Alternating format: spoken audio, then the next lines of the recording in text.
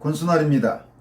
제1야당 전현직 당대표인 황교안, 이준석 두 사람의 대립과 설전이 한층 날카로워지고 있습니다. 4.15 총선 및 대선 경선 부정선거 의혹을 제기한 황교안 전 대표를 거칠게 비난하면서 징계 가능성을 강력히 시사한 이준석 현 국민의힘 대표는 자신이 당대표로 있는 한 눈에 흙이 들어가도 부정선거론자들은 대선 기간 중 당 언저리에 발도 못 붙이게 하겠다고 주장했습니다. 이에 대해 황교안 전 자유한국당 대표는 왜 본질을 호도하나, 경선 자료만 보여주면 되는데 왜 호들갑을 떠나, 언제부터 당이 이 대표 개인의 소유였나라고 맞받아쳤습니다. 이준석 대표는 어제 10월 8일 저녁 선거 부정 의혹을 제기하는 사람들을 보수의 악성 종양으로 몰아붙이고 황교안 대표에 대해 일부 유튜브와 야합 운운한 자신의 이날 발언과 이에 대한 황교안 대표의 반박을 함께 소개한 한 기사를 페이스북에 링크하면서 다음과 같이 코멘트를 붙였습니다. 이 내용은 이준석 대표가 붙인 코멘트입니다. 진짜 제가 당대표로 있는 한 눈에 흙이 들어가도 부정선거론자들은 대선 기간 중 당 언저리에 발도 못 붙이게 하겠습니다. 당이 대선 경선을 치르는 와중에, 그리고 화천대유 특검을 위해 싸우는 와중에 뒤에서 총질하는 것부터 이 사람들이 애초에 선한 의도라고 볼 수 없는 겁니다. 이 내용은 이준석의 주장입니다. 이에 대해 황교안 전 대표는 오늘 19일 본인의 페이스북을 통해 이준석 대표는 본질을 호도하지 말라는 제목으로 강도 높게 비판했습니다. 황교안 대표의 비판 내용은 다음과 같습니다. 이준석 대표가 자신이 당대표로 있는 한 눈에 흙이 들어가도 부정선거론자들은 대선 기간 중 당 언저리에 발도 못 붙이게 하겠다고 했군요. 왜 본질을 호도합니까? 잘못된 것을 못하게 해야지 왜 법정에서 증거까지 다 나온 부정선거 얘기하는 것을 못하게 합니까? 당 언저리에 발도 못 붙이게 하겠다? 언제부터 당이 이 대표 개인의 소유였습니까? 이 발언에 당원들께서 화를 내셨습니다. 아니, 누구 마음대로. 실제로 이준석 대표의 그 페이스북 코멘트에 댓글이 많이 붙었는데, 이례적으로 보통 이제 정치인들 페이스북에 붙는 댓글은 그 정치인에 대해 우호적인 댓글들이 많이 붙는 편입니다. 그렇지만은 이 말에 대한 그 댓글들에는 이준석을 강도 높게 비판하는 댓글이 상당히 눈에 많이 띄었습니다.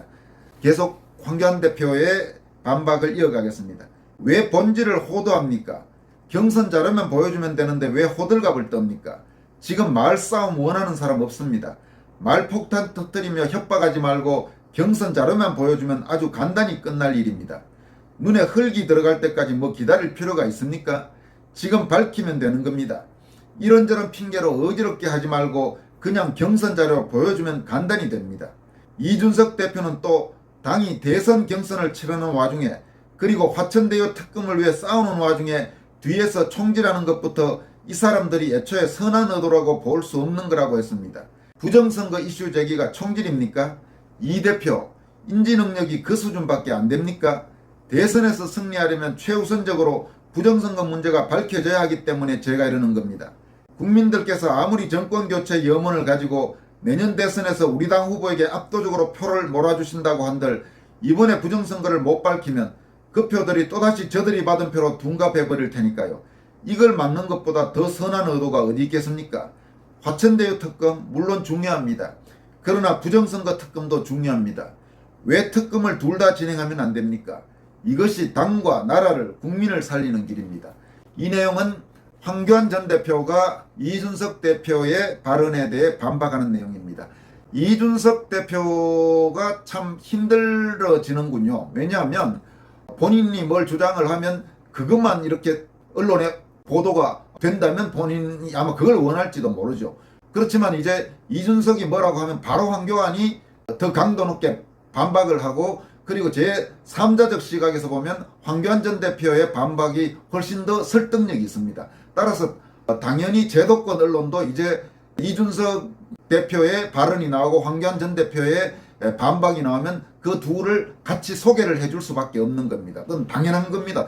황교안 전 대표도 비중이 만만치 않은 전직 국무총리의 법무장관의 대통령 권한 대행의 바로 전전 당대표였지 않습니까? 사실은 이제 직전이 비상대책위원회 체제였으니까 당대표로만 따지면 바로 전직 당대표라고도 할 수 있죠. 그런 정치적 무게가 있는 사람이 바로 반박을 하는데, 아무리 지금 제도권 언론이 편파적이고 편향적이라 하더라도 그 상황에서 이준석 발언만 보도하고 황교안 발언을 뭉갤 수는 없죠.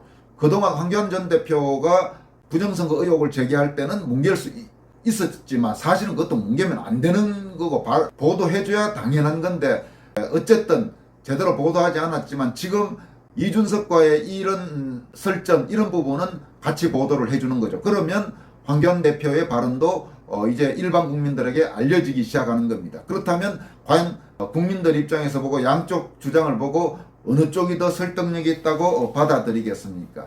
그런 부분에서 확실히 황교안 대표는 지금 과거와 달라졌습니다. 제대로 이제 싸울 줄을 알고 있습니다. 더구나 말이 나온 김에 말이지, 이준석 씨가 그동안 솔직히 좌파들과 언제 제대로 싸우나 본 적 있습니까? 거의 지금까지 이준석의 총질은 당 내부를 향했던 사람입니다. 그러니까 이 탄핵정변 때는 박근혜 대통령과 안쪽을 향해서 마구 총질을 해댔죠. 그리고 당에서 달아나서 이른바 탈당파 하면서도 나가서도 그런 일들이 많았지 않습니까? 그런데 희한하게도 문재인이나 좌파 세력, 좌파 운동권 세력에 대해서는 제대로 강도 높은 비판을 지금까지 잘 못해와요.